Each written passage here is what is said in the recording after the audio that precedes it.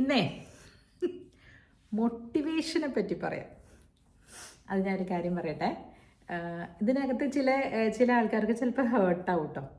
സാരമില്ല, എന്നാലും ഞാൻ അങ്ങനത്തെ കാര്യങ്ങളാണല്ലോ പറയണത്. അപ്പോൾ ആദ്യം തന്നെ അത് പറഞ്ഞേക്കട്ടെ.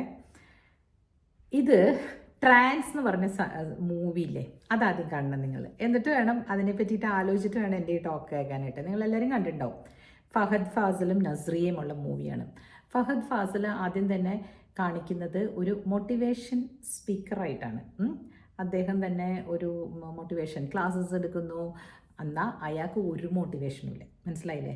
അയാൾ ഒരു വിധത്തിലും വളരെ ഷാബി ആയിട്ടുള്ള കണ്ടീഷൻസിൽ കഴിയുന്നു. അങ്ങനെ ഒരു മനുഷ്യൻ, അങ്ങനെയുള്ള ഒരു മോട്ടിവേഷൻ സ്പീക്കർ, അങ്ങനെയുള്ള ഒരു മോട്ടിവേഷണൽ സ്പീക്കറിനെ കാണുമ്പോൾ നമുക്ക് എന്തെങ്കിലും മോട്ടിവേഷൻ തോന്നുന്നു? ഇല്ലല്ലോ. അതേപോലെ തന്നെയാണ് അയാളുടെ ക്ലാസ്സസിലും ഒക്കെ ഒരു മീഡിയോക്കറായിട്ട് പോകുന്ന ഒരാൾ. അപ്പോൾ ഈ ഫഹദ് ഫാസിലിൻ്റെ മുഖത്തോട്ട് തന്നെ ഇരിക്കുന്നത് ഇച്ചിരി അങ്ങോട്ട് നീക്കട്ടെ, വെയിലടിക്കുന്ന എനിക്ക്. ഫഹദ് ഫാസിലിൻ്റെ ക്യാരക്ടറിനെ നിങ്ങളൊന്ന് ഓർത്ത് നോക്കുക, മനസ്സിൽ വെക്കുക കേട്ടോ. ഞാൻ പറയുന്നത് ആരെ പറ്റിയാണെന്ന് നിങ്ങൾക്ക് പോകുമ്പോൾ മനസ്സിലാകും. പക്ഷെ ഞാനിത് ഇപ്പോഴേ പറയട്ടെ, ആരെയും അധിക്ഷേപിക്കാനോ അല്ലെങ്കിൽ അവരെ കൊച്ചാക്കാനോ അല്ല. നമ്മൾ അതിലേക്ക് ചെന്ന് പെടണമെന്നുള്ളത് നിങ്ങൾ സ്വയമായിട്ടൊന്ന് ചിന്തിച്ച് എല്ലാം ഒരു ചിന്തയ്ക്ക് വിടുന്നു കേട്ടോ. അതുകൊണ്ട് അവർ നന്നാവുന്നുണ്ടാകും, ഈ മോട്ടിവേഷൻ സ്പീക്കേഴ്സ് നന്നാവുന്നുണ്ടാകും. അപ്പോൾ ട്രാൻസിൽ എന്താ സംഭവിക്കുന്നത്? ഈ മോട്ടിവേഷൻ സ്പീക്കറിലുള്ള ഒരു സംഭവം മനസ്സിലാക്കിയിട്ട് ഫെയ്ത്ത് ആ ഒരു രീതിയിലേക്ക് കൊണ്ടുവരികയാണ്. അത് ഇപ്പം ജീസസ് കോളിംഗ് എന്നൊക്കെ പറഞ്ഞ് ഭയങ്കര വലിയ ഭക്തിമാർഗം ഉണ്ട് കേട്ടോ. ഞാൻ അതിനൊന്നും പറയുന്നതല്ല. അതൊക്കെ പല ആളുകൾക്കും, അല്ലെങ്കിൽ ഇപ്പം നമ്മുടെ എന്താ പറയുക, പോട്ട പോലുള്ള ധ്യാന കേന്ദ്രങ്ങളും ഒക്കെ ഉണ്ട്. അവിടെ പല ആളുകൾക്കും സമാധാനം കിട്ടുന്നുണ്ട്. അവരതുകൊണ്ടാണ് ഓടിപ്പോകുന്നത്. ജീവിതത്തിൽ ഒരു വിധത്തിലും വിജയിക്കുന്നില്ല, ഒരു വിധത്തിലും മുമ്പോട്ട് പോകുന്നില്ല എന്ന് കാണുമ്പോൾ ഒരു കച്ചിത്തുരുമ്പ്, അതിൽ യാതൊരു തെറ്റുമില്ല. പക്ഷേ അതുപോലെയുള്ള മോട്ടിവേഷൻ സ്പീക്കേഴ്സ് ഉള്ളിടത്ത് നിങ്ങൾ ചെല്ലണം. അല്ലാതെ നിങ്ങളുടെ വീട്ടിലിരുന്നിട്ട് നിങ്ങളിങ്ങനെ ഒരു സ്ക്രീനിൽ നോക്കിയിട്ട് 100-200 പേര് ഒന്നിച്ചിരിക്കുന്നിടത്തുള്ള ഒരു മോട്ടിവേഷൻ എന്തിനാണത്? That is not a motivation. അത് മോട്ടിവേഷൻ ചെയ്യുന്ന ആൾക്ക് നല്ല മോട്ടിവേഷൻ കിട്ടുന്നുണ്ടാവും. ഇത്രയും ആളുകൾ ഗുരു എന്ന് അവർ കാണുന്നുണ്ടാവുമോ നിങ്ങൾ ഈ സ്ക്രീനിൽ ഇപ്പോൾ നമ്മൾ സൂം മീറ്റിലൊക്കെ മോട്ടിവേഷൻ കൊടുക്കുന്ന ആൾക്കാരെയൊക്കെ കണ്ടിട്ടില്ലേ? അത് ഫ്രീ ആയിട്ട് കൊടുക്കുകയാണെങ്കിൽ ഓക്കെ. ഇത് പാക്കേജൊക്കെ വെച്ചിട്ട് അവർക്ക് അതിനുള്ള എന്ത് യോഗ്യതയാണുള്ളതെന്ന് നിങ്ങൾ നോക്കണ്ടേ? പലയിടത്തും ഞാൻ കണ്ടു കേട്ടോ. നിങ്ങൾക്ക് കടമുണ്ടെങ്കിൽ നിങ്ങൾ ഇങ്ങനെ ചെയ്യാനായിട്ട് ഞാൻ എന്ത് പഠിപ്പിച്ചു തരാം. ഞാനൊരു കടമുള്ള ആളായിരുന്നു. അതെങ്ങനെയാണ് അത് വീട്ടേണ്ടതെന്ന് ഞാൻ പഠിപ്പിച്ചു തരാം. നിങ്ങൾ എൻ്റെ കോഴ്സിന് ചേരൂ. ഒരു കോഴ്സിന് 5000 രൂപ. എല്ലാ ദിവസവും നിങ്ങൾ ഈ സമയത്ത് ലോഗിൻ ചെയ്യൂ. ഇതാണ് നിങ്ങളുടെ പാസ്വേഡ് എന്നും പറഞ്ഞ് കുറേ ഉണ്ട് ഇങ്ങനെ. കുറേ ഉണ്ട്. അപ്പം ലോ ഓഫ് അട്രാക്ഷൻ എന്ന് പറയുന്നത് ശരിയല്ലേ ചേച്ചി എന്ന് ചോദിച്ചാൽ, ലോ ഓഫ് അട്രാക്ഷൻ ശരി തന്നെയാണ്, ഇല്ലെന്ന് ഞാൻ പറയണില്ല. അതാരാ ചെയ്യണത്? ലോ ഓഫ് അട്രാക്ഷൻ നമ്മൾ തന്നെയല്ലേ? ഞാൻ അന്നും പറഞ്ഞു, ഈ ബുക്ക്, എൻ്റെ ബുക്സൊക്കെ ഇവിടെ ഇരിക്കുന്നുണ്ടല്ലോ, ഈ ബുക്ക് മതിയല്ലോ നിങ്ങൾക്ക്. എത്ര വർഷം കൊണ്ട് ഞാൻ ഈ ബുക്ക് കൊണ്ട് നടക്കുന്നുണ്ടെന്നറിയോ? എൻ്റെ ജീവിതം ഞാൻ വിചാരിച്ച പോലെയൊക്കെ തന്നെയാണ് മുമ്പോട്ട് പോയിക്കൊണ്ടിരുന്നത്. എനിക്കൊരു എയർലി റിട്ടയർമെൻറ്റ് വേണം, 50 വയസ്സാകുമ്പോൾ റിട്ടയർ ആവും എന്നൊക്കെ വിചാരിച്ചിട്ടുണ്ടായിരുന്നു. അതേപോലെ തന്നെ 49 വയസ്സായപ്പോൾ ഞാൻ റിട്ടയറായി ഇവിടെ വന്നിരുന്നില്ലേ. റിട്ടയർമെൻറ്റ് എന്ന് പറഞ്ഞാൽ അങ്ങനത്തെ റിട്ടയർമെൻ്റ് അല്ല, 9 to 5 ജോബ് എനിക്ക് അപ്പോഴേക്കും നിർത്തണം. I want to do what I want to എന്നൊക്കെ വിചാരിച്ച് ഞാൻ നടക്കുന്നുണ്ടായിരുന്നു. അപ്പോൾ നമ്മളിൽ ഓരോ മനുഷ്യരും യൂണിക്കാണ് അല്ലേ? We have our own uniqueness. അപ്പം നമ്മൾ ആ യുണീക്നെസ് നമ്മൾ കണ്ടെത്തുക. ആ പറഞ്ഞ മോട്ടിവേഷൻസ് നടത്തിക്കൊണ്ടിരുന്ന ഫഹദ് ഫാസിൽ എന്ന് പറഞ്ഞ ആൾ ജീവിതത്തിൽ ഒരു വിധത്തിലും രക്ഷപ്പെട്ടിട്ടുണ്ടായിരുന്നില്ല ആ മോട്ടിവേഷൻ ചെയ്തുകൊണ്ടിരുന്നപ്പോൾ. അപ്പോൾ അതെന്തുകൊണ്ടാണ് അദ്ദേഹത്തിൻ്റെ മോട്ടിവേഷൻ അദ്ദേഹത്തിന് തന്നെ വർക്കാവാതിരുന്നത്? അതേപോലെ തന്നെ 7 ദിവസം കൊണ്ട് നമുക്ക് ജീവിതത്തെ നേരെയാക്കാം എന്ന് പറയുന്നത് അതെങ്ങനെ ശരിയാകും? ഒരു മണ്ഡലകാലമാണ് ഒരു നൊയമ്പെന്ന് പറയുന്നത്. 41 ദിവസം. 41 ദിവസം നിങ്ങളൊരു ഹാബിറ്റ് ഡെവലപ്പ് ചെയ്ത് നോക്കി, നിങ്ങൾക്ക് തന്നെ ചേഞ്ച് 41 ദിവസം ഒരു കാര്യം ചെയ്ത് നോക്കിക്കുക, അത് നിങ്ങൾക്ക് ഹാബിറ്റായിട്ട് മാറും. അതിന് ഈ പറഞ്ഞ പോലെ അറയും കുറയുമായിട്ട് സംസാരിക്കുന്ന ആളുകൾ, മോട്ടിവേഷൻ ഞാൻ തരാം എന്ന് പറഞ്ഞ് പുറത്തുനിന്നും ഒരു മോട്ടിവേഷൻ നടക്കില്ലെന്നേ. അപ്പം എന്നെ കാണുമ്പോൾ നിങ്ങൾ വിചാരിക്കും, ഈ ചേച്ചി പറയുന്ന കാര്യങ്ങളൊക്കെ നമ്മളൊന്ന് ചിന്തിക്കുക. അങ്ങനെ ആയിരിക്കണം. അല്ലാതെ കണ്ട് അവരുടെ ക്ലാസ്സിന് കയറിയിരുന്ന് വീട്ടിൽ ചപ്പാത്തിയും ഉരുളക്കിഴങ്ങ് കറിയൊക്കെ ഉണ്ടാക്കുന്നവർ, അല്ലെങ്കിൽ കറികളും ചട്ടനോ എന്താന്ന് വെച്ചാൽ അത് ഉണ്ടാക്കുന്ന ആളുകൾ, ചപ്പാത്തി ഉരുളക്കിഴങ്ങ് കറി എന്ന് ഞാൻ പറയാൻ കാര്യമുണ്ട്. ഞാൻ പണ്ടൊരു ഒരു ചെറുകഥ എഴുതിയതാണ്. അത് നിങ്ങളോട് അത് പിന്നെ പറയാല്ലെങ്കിൽ ആ ചെറുകഥയിലെ ഒരു ക്യാരക്ടറാണ് ഈ ചപ്പാത്തി ഉരുളക്കിഴങ്ങ് കറി അടുപ്പത്ത് വെച്ചിട്ട് അപ്പുറത്ത് പോയിരുന്ന് എന്താ പ്രാർത്ഥിക്കുമോ എന്തോ ചെയ്തുകൊണ്ടിരുന്നത്, അത് കരിഞ്ഞു പോയി അടി കിട്ടിയത്. എൻ്റെ ആദ്യത്തെ വെഞ്ചറാണ് എന്താ പറയണ ചെറുകഥ എഴുതുന്ന സമയങ്ങളിൽ. അപ്പം ഞാനിത് കലാകൗമുദിയിൽ വന്ന ഒരു ചെറുകഥ വായിച്ചപ്പോൾ അതിനകത്ത് നിന്ന് എനിക്ക് കിട്ടിയ ഒരു ചെറിയ ശകലത്തിൽ നിന്ന് എനിക്ക് കിട്ടിയത് ഞാൻ ഡെവലപ്പ് ചെയ്ത് എഴുതിയതാണ്. അതായത് ചപ്പാത്തിയും ഉരുളക്കിഴങ്ങ് കറിയും ഉണ്ടാക്കൽ മാത്രമാണ് ആ വീട്ടിൽ പറ്റുള്ളൂ, അത്ര ദരിദ്രമാണ്. അപ്പോൾ ഈ ചപ്പാത്തിയും ഉരുളക്കിഴങ്ങ് കറിയും ഉണ്ടാക്കുന്ന ആളുകൾ, അങ്ങനെ ചുരുങ്ങി ജീവിക്കുന്ന ആൾക്കാർ ഈ പറഞ്ഞ പോലെ അതാ അവരുടെ അടുത്ത് പോയാൽ നമുക്ക് പണക്കാരാവാനുള്ള വിദ്യ പഠിപ്പിച്ചു തരും, നമ്മൾ എങ്ങനെയാണ് പണക്കാരാവേണ്ടതെന്നുള്ളത് നമ്മൾ എഴുതിക്കൊണ്ടിരുന്നാൽ മതി എന്ന് പറഞ്ഞു. മതിയോ? നിങ്ങൾ തന്നെ സ്വയം ചിന്തിച്ചു നോക്കൂ. നിങ്ങൾ തന്നെ എഴുതിക്കൊണ്ടിരുന്നാൽ മതിയോ? നിങ്ങൾ പണക്കാരാവാനായിട്ട് എഴുതണം. എന്തിനാണ് എഴുതുന്നതെന്ന് വെച്ചാൽ അഫർമേഷൻസ് എഴുതണം. അതെന്തിനാന്ന് വെച്ചാൽ നമ്മളുടെ മനസ്സിനെ തന്നെ നമ്മൾ പറഞ്ഞു പഠിപ്പിക്കുകയാണ്. അതൊക്കെ നടന്നിട്ടുണ്ട്, അതില്ലാന്ന് ഞാൻ പറയുന്നില്ല. പക്ഷേ അതിന് നിങ്ങൾ എന്തിനാണ് വേറൊരാൾക്ക്, എന്നെപ്പോലുള്ള ഒരാൾക്ക്, അല്ലെങ്കിൽ നിങ്ങളെപ്പോലുള്ള ഒരാളല്ലേ ഞാനും, എനിക്ക് നിങ്ങൾ എന്തിനാണ് പണം തന്നിട്ട് ഞാൻ നിങ്ങളോട് പറഞ്ഞുകൊണ്ടിരിക്കണോ ഈ ബുക്കിലെ ഓരോന്ന്? ഈ ബുക്ക് ഒരെണ്ണം മേടിച്ചത് വായിച്ചാൽ പോരെ? ഈ ബുക്ക് വാങ്ങിക്കാനായിട്ട് ഇതിന് എത്ര രൂപയാന്ന് നോക്കട്ടെ കേട്ടോ. ഞാൻ ചെന്നൈയിൽ നിന്ന് വാങ്ങിച്ചതാണ്. 201 റുപ്പീസ്. അല്ല, ഇത് 2018 വാങ്ങിച്ചോണ്ടോ, ഇത് വിലയുണ്ട് 600 രൂപ. ഇത് എന്ത് പറ്റിയെന്ന് വെച്ചാൽ ഞാൻ ഇതിൻ്റെ ഫസ്റ്റ് എഡിഷൻ വാങ്ങിച്ചായിരുന്നു കേട്ടോ. ഐ ലോസ്റ്റ് മൈ സീക്രട്ട് 2008 ഞാൻ വാങ്ങിച്ചത്. എവിടെ വെച്ചു എന്നറിയില്ല, അങ്ങോട്ടും ഇങ്ങോട്ടൊക്കെ ബുക്സ് മാറ്റിക്കൊണ്ടുപോയപ്പോൾ. അപ്പോൾ എൻ്റെ കയ്യിൽ ബൈബിള് പോലെ ഉണ്ടായിരുന്ന സാധനമാണത്. അപ്പം ഞാൻ പിന്നെയും വാങ്ങിച്ചു. പിന്നെയും ഞാൻ എയർപോർട്ടിൽ വെച്ചിട്ട് വാങ്ങിച്ചു. 2008 ഞാൻ വാങ്ങിച്ചതാണ് ആദ്യത്തെ ഈ ബുക്ക്. അപ്പം ഞാനത് ഇങ്ങനെ വായിക്കാറുണ്ട്. ശരിയാണ്, എൻ്റെ ലൈഫിൽ നടക്കുന്നുണ്ട്, ഇതെല്ലാം ഉണ്ട്. ഈ പറയുന്ന മോട്ടിവേഷൻ സ്പീക്കേഴ്സ് ഒരു ബുക്ക് എഴുതിയിട്ട് അത് ആൾക്കാർക്ക് കൊടുത്ത് വിറ്റിട്ട് അവർ വായിച്ച് അവർ തന്നെ ചെയ്യട്ടെ എന്നാണ് ഞാൻ പറയുന്നത്. കാരണം ഈ ഓൺലൈൻ ക്ലാസ്സസിൽ ഇരുന്നിട്ട് ചിലരെയൊക്കെ ഞാൻ കണ്ടിട്ടുണ്ട്, ദേ ലുക്ക് വെരി ഷാബി. അങ്ങനെ ഷാബി ആയിട്ട് ഇരുന്നിട്ട് വന്ന് മോട്ടിവേഷൻ ക്ലാസ്സസ് എടുക്കുക. അപ്പം നിങ്ങൾക്ക് അവരെ പോലെ ആകാൻ തോന്നുമോ? അല്ലെ, എൻ്റെ കാര്യമാണ് കേട്ടോ, ഞാൻ വളരെ മീനായിട്ട് സംസാരിക്കണമെന്ന് നിങ്ങൾ വിചാരിക്കില്ലേ. ഞാനൊരു തോട്ട് പ്രോസസ്സ് ഇടാണ്. ഇതിന് എനിക്ക് സംഭവിച്ച, അല്ലെങ്കിൽ എൻ്റെ കുടുംബത്തിൽ സംഭവിച്ച ഒരു കാര്യം ഞാൻ പറയാം. കുറച്ച് നാണക്കേടുണ്ട് അത് പറയാനായിട്ട്, എന്നാലും പറയട്ടെ. കാരണം എന്താണെന്നറിയോ, ചില സമയങ്ങളിൽ ഈ പറഞ്ഞ പോലെ കച്ചിത്തുരുമ്പ് തേടിപ്പോയ ഒരു കഥയാണ്. എൻ്റെ അച്ഛൻ റിട്ടയറൊക്കെ ആകാൻ പോകുന്ന സമയത്ത് നമ്മൾ വീടൊക്കെ പണിതു. ഞാൻ LLB ഫസ്റ്റ് ഇയർ ആയിട്ടുള്ളൂ. അപ്പോൾ അച്ഛൻ റിട്ടയർ ആവുകയാണ്. അപ്പോൾ എന്തെങ്കിലും ഒരു ബിസിനസ് പോലെ റിട്ടയർ ചെയ്ത് വരുമ്പോൾ വേണമല്ലോ എന്നൊക്കെ ഓർത്തിട്ട് എൻ്റെ അമ്മയച്ഛനും കൂടി വളരെ കഷ്ടപ്പെട്ട് ഒരു കുഞ്ഞ് എമൗണ്ട് ഒരു ആൾക്ക് ഇൻവെസ്റ്റ്മെൻറ്റ് പോലെ കൊടുക്കുകയാണ്. വളരെ കുഞ്ഞ് എമൗണ്ട്. പക്ഷേ എന്നാലും ഈ ജാതിക്ക അങ്ങനെയുള്ള സാധനങ്ങളൊക്കെ വിൽക്കുന്ന കടയാണ് ആ അങ്കിളിന്. ഒരു 10-70 വയസ്സുണ്ട് കേട്ടോ. അങ്ങേരാണെങ്കിൽ ഭയങ്കര തകർച്ചയിലിരിക്കുന്ന സമയത്താണ് അച്ഛനുമായിട്ട് പരിചയമായി. സാറിന് ഇൻട്രസ്റ്റ് ഉണ്ടെങ്കിൽ എൻ്റെ കടയിൽ ഇൻവെസ്റ്റ് ചെയ്യുമെന്ന്. പാഠം നമ്പർ 1, തകർന്നടിഞ്ഞ് കിടക്കുന്ന ഒരു കട, അതിനകത്തേക്ക് ഇൻവെസ്റ്റ് ചെയ്ത് കഴിഞ്ഞാൽ അത് നന്നായി വരും എന്നുള്ള സ്കോപ്പ് എങ്ങനെ തോന്നിയെന്നൊന്നും എനിക്ക് അറിയില്ല കേട്ടോ. ഇങ്ങനെ കുറച്ച് മണ്ടത്തരൊക്കെ ആ സമയത്ത് അച്ഛനമ്മയും ചെയ്തിട്ടുണ്ട് കേട്ടോ. അപ്പോൾ അതിലേക്ക് ഇൻവെസ്റ്റ് ചെയ്യാണ്. വളരെ കുറച്ചുള്ളൂ കേട്ടോ, അത് പറയാൻ മാത്രമുള്ള എമൗണ്ട് ഒന്നും ഇല്ല. എന്നാലും ഞാൻ പറയാണ്, പറ്റിക്കപ്പെടുന്നതിൻ്റെ ഇത് പറയാം. അപ്പോൾ ഇദ്ദേഹത്തെ പറഞ്ഞ് ഞാനും ഇങ്ങനെ എല്ലാ വിധത്തിലുള്ള കാര്യങ്ങളും ചെയ്യുന്നുണ്ട് മാഷേ എന്നാണ് വിളിക്കണ പുള്ളി. ഇങ്ങനെ അവിടെ പോയിട്ട് പ്രാർത്ഥിക്കുന്നുണ്ട്, അവരുടെ അടുത്ത് പറയുന്നുണ്ട് ഞങ്ങൾക്കിപ്പോൾ ഒരു വലിയൊരു അനുഗ്രഹം കിട്ടിയിട്ടുണ്ട്.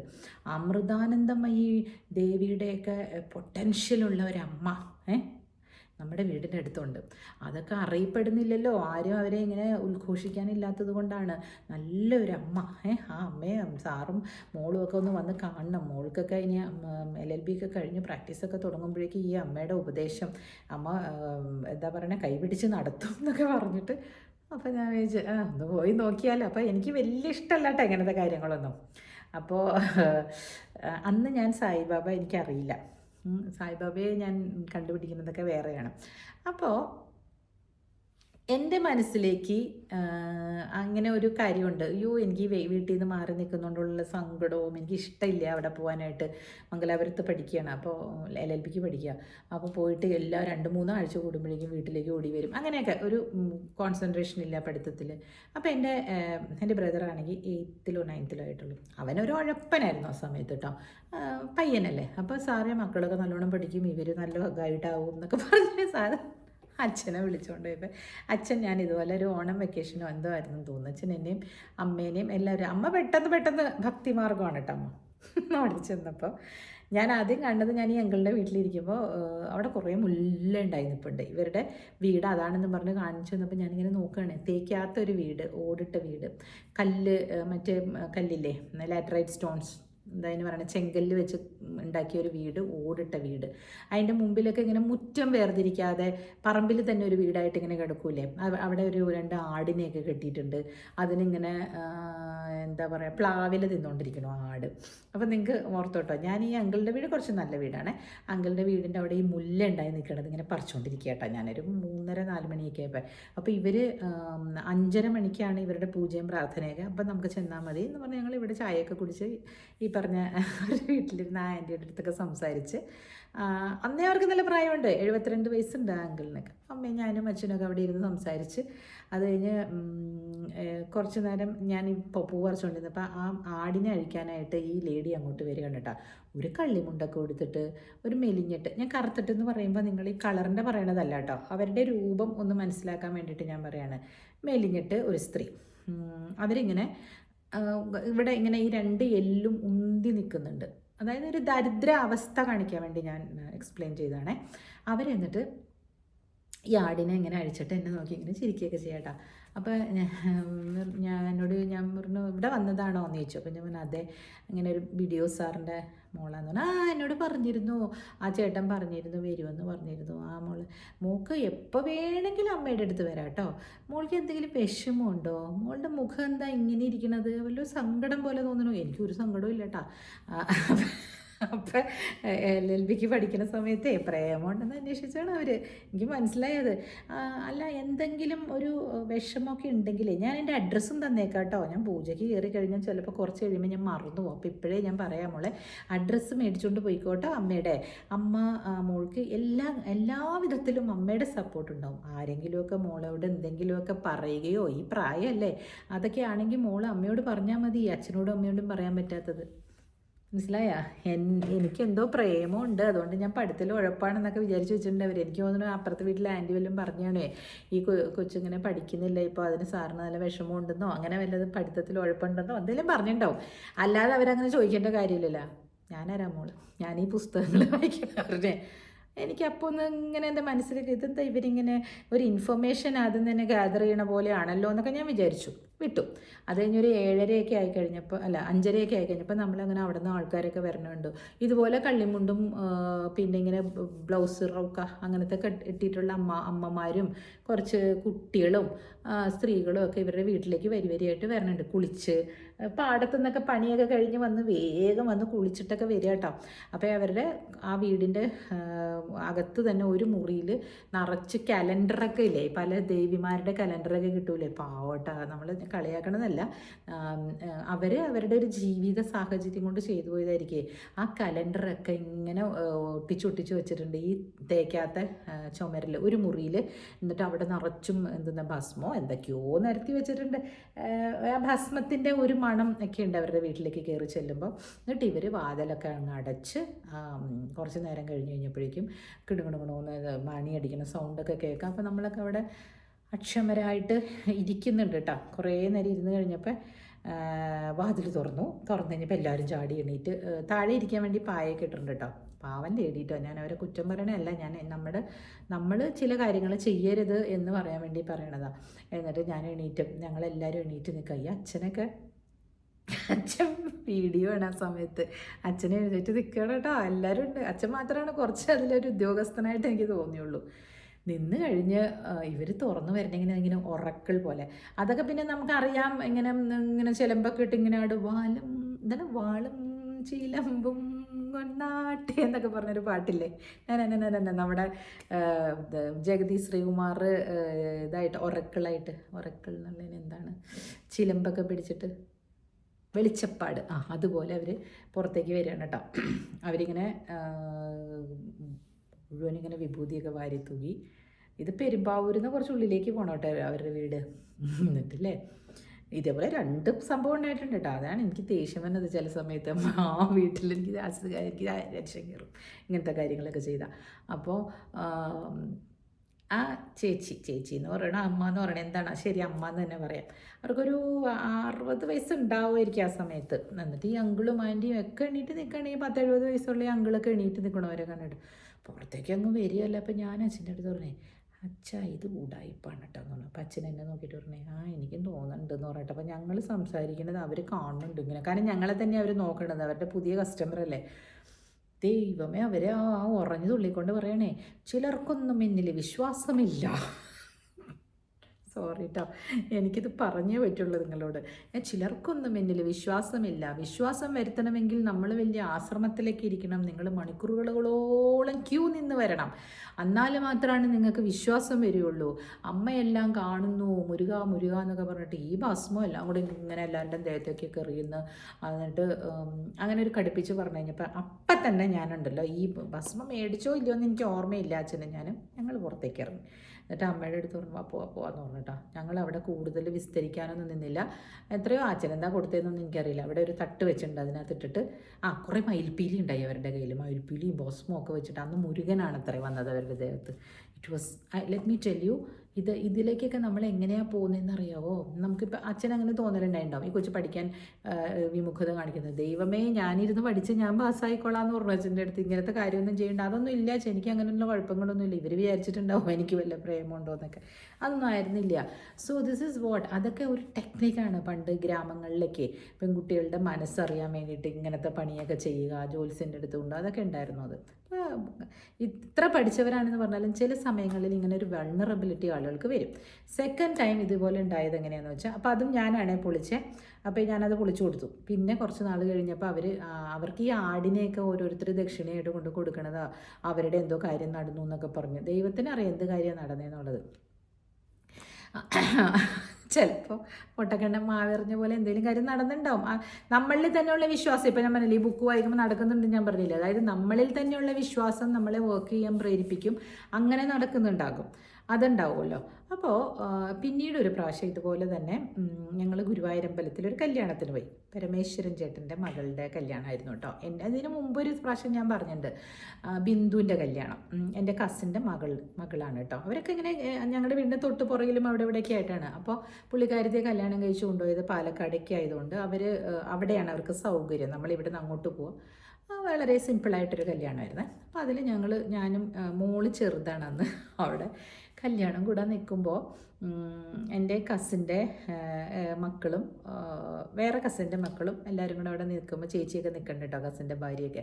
അപ്പോൾ ഈ ചേച്ചി എന്നെ കണ്ടിട്ട് ഭയങ്കര ഇഷ്ടത്തിൽ മുളുട്ടി എന്ന് പറഞ്ഞ് വിളിക്കുന്നുണ്ട് എൻ്റെ കസിൻ്റെ ഭാര്യ. അപ്പോൾ ഞാൻ ഓടി ചെല്ലണേ, ചേച്ചി കുറേ നേരം എല്ലാം കണ്ടിട്ട് മോളെ എന്നൊക്കെ പറഞ്ഞ് മോളെയൊക്കെ കൊഞ്ചിച്ചുകൊണ്ട് നിൽക്കുമ്പോൾ ഒരാളിങ്ങനെ വാച്ച് ചെയ്യുന്നുണ്ട് കേട്ടോ.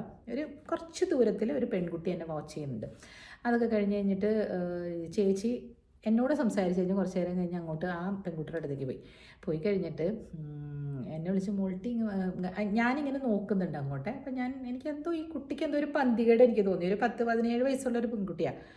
കുറേ നേരം കഴിഞ്ഞു, ഞങ്ങൾ ഊണൊക്കെ കഴിഞ്ഞ് കഴിഞ്ഞ് പിന്നെയും ഈ 17 വയസ്സുകാരി അവിടെ നിൽക്കണ്ടായിരുന്നു കേട്ടോ. അവിടെ നിൽക്കുമ്പോൾ പത്മ ചേച്ചി പറഞ്ഞു, ഇത് ആരാന്ന് അറിയുമോ എന്ന് ചോദിച്ചു. എന്നെ കാണിച്ചിട്ട് പത്മ ചേച്ചി ആ പെൺകുട്ടിയോട് ചോദിച്ചു എന്ന് പറഞ്ഞിട്ട് ഒരു വല്ലാത്തൊരു സൗണ്ടിൽ ആ കുട്ടി പറയണേ, എനിക്കറിയാമേ, ഞാൻ എല്ലാം അറിയുന്ന ആളല്ലേ, ഞാൻ ഉണ്ണിക്കണ്ണനല്ലേ എന്നാ കൊച്ചു പറയാ.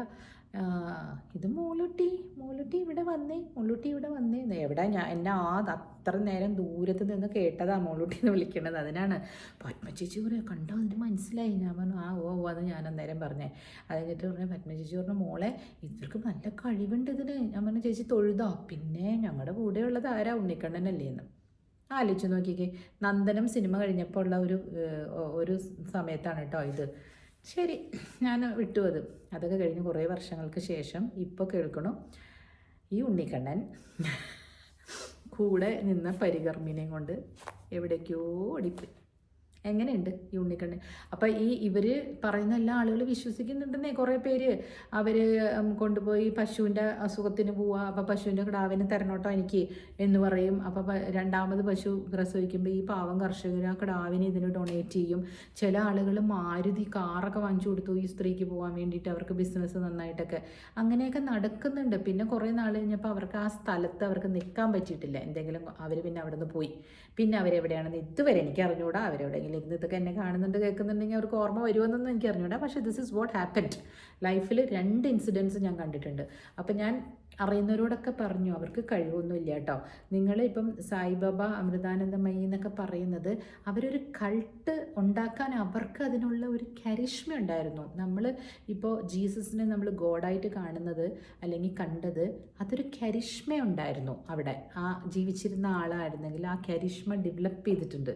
അങ്ങനെയാണ് അവരെ ആ ഗോഡ് ലെവലിലേക്ക് വരുന്നത്, അത് ഗോഡായി മാറുന്നത്. അല്ലെങ്കിൽ വാട്ട് എവർ ഇറ്റ് ഇസ്, അത് നമുക്ക് അത്രയും വിവരമില്ലാത്തതുകൊണ്ട് നമ്മൾ അങ്ങനെ അത്രത്തേക്ക് പോകണ്ട. പക്ഷേ ഈ പറഞ്ഞ ഇങ്ങനെയുള്ള ദൈവങ്ങൾക്കൊന്നും നമ്മളെപ്പോലെ മജ്ജയും മാംസ്യമുള്ള മനുഷ്യരാണ്. അവർക്ക് ഇത്തരത്തിൽ ഒരു കൾട്ട് രൂപീകരിക്കാനുള്ള ഒരു ഒരു ഒരു അട്രാക്റ്റീവായിട്ടുള്ള ഒരു പേഴ്സണാലിറ്റി ഒന്നും ഉണ്ട് എന്ന് തോന്നുന്നില്ലെങ്കിൽ please don't go and do that. ഇപ്പം ഞാൻ സദ്ഗുരുവിൻ്റെ അടുത്ത് പോകാറുണ്ട് കേട്ടോ. അതെന്താണെന്ന് വെച്ചാൽ ഈ സദ്ഗുരു ടോക്സ് നമുക്ക് അതിനകത്തുനിന്ന് പലതും എടുക്കാൻ പറ്റുന്നുണ്ട്. അതുകൊണ്ടാണ്, അല്ലാതെ ഇങ്ങനെ ലോ ഓഫ് അട്രാക്ഷനും അങ്ങനെയുള്ള ഈ അതൊന്നുമല്ല അവർ പറയുന്നത്. നമ്മളിൽ തന്നെയുള്ള ഒരു നമ്മൾ ചെയ്യുന്ന ചില കാര്യങ്ങൾ മനസ്സിലാക്കി തരുന്ന ഗുരുക്കന്മാരെയാണ് നമ്മൾ കണ്ടുപിടിക്കേണ്ടത്.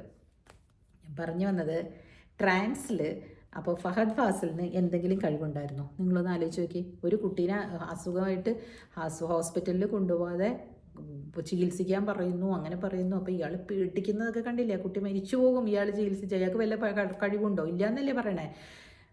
അതുകൊണ്ട് നമ്മളിൽ തന്നെയുള്ള ഈ വിവേചന ബുദ്ധി ഉപയോഗിക്കുക. നമ്മളുടെ ഹാർഡ് ഏൺ മണിയൊന്നും ഇങ്ങനെയുള്ള ആൾക്കാർക്ക് എന്താ പറയുക, പറയട്ടെ, BMW കാറും ബെൻസ് കാറും ഒക്കെ മേടിക്കാൻ വേണ്ടിയിട്ട് നിങ്ങളുടെ പൈസ കൊണ്ടുപോയി കൊടുത്ത് കോഴ്സ് വാങ്ങിക്കല്ലേ.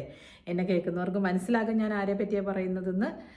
ദയവ് ചെയ്ത് നിങ്ങൾ സ്വയമായിട്ട് അതിൽ ഉണ്ടെങ്കിൽ നിങ്ങൾ ഒരു കോഴ്സൊക്കെ എടുത്ത് മനസ്സിലാക്കിക്കോളൂ. Okay fine. പിന്നെയും നിങ്ങൾ എന്തുകൊണ്ട് അതിലേക്ക് ചെന്ന് ചേരുന്നത്? നിങ്ങൾക്ക് അങ്ങനെ ഒരു തോന്നൽ വരികയാണ്. ഇവർ ആ തോന്നൽ ഉണ്ടാക്കുകയാണ്. അതായത് നമ്മുടെ വൾണറബിലിറ്റിയാണ് അവർ പൈസയാക്കുന്നത് കേട്ടോ. അത് നമുക്ക് തന്നെ ചെയ്യാൻ പറ്റും. ഒരെണ്ണം എടുത്ത് മനസ്സിലാക്കി എടുത്തതിന് ശേഷം നിങ്ങൾ ഇതിൻ്റെ അകത്ത് അഡിക്റ്റ് ആവല്ലേ. അവർക്ക് പുതിയ ഇരകൾ കിട്ടിക്കൊണ്ടിരിക്കും.